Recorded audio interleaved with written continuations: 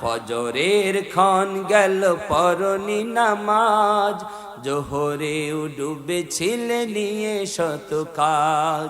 ফজরের ক্ষণ গেল পরনি নামাজ, জোহরেও ডুবেছিলে নিয়ে শত কাজ। হেলাই খেলাই গেল আসরের কাল, মাগরিবে পড়লে না নামাজের সাজ।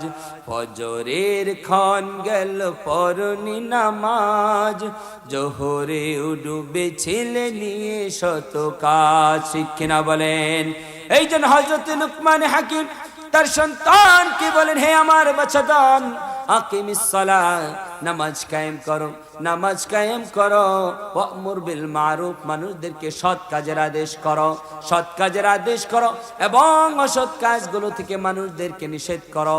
সৎ কাজের আদেশ করা এটাও একটা মুমিনের জন্য ঈমানি দায়িত্ব। ঠিক কিনা বলেন?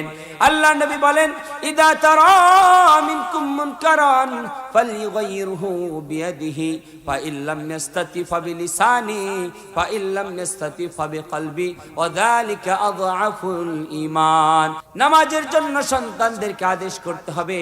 যখন পরীক্ষার সময় চলে আসে, ভালো কোনো কাজের সময় চলে আসে, সন্তানগুলোকে শীতের রজনীতে আমরা ভোর রাত্রে উঠায় দেই পরীক্ষার জন্য। ঠিক কিনা বলেন?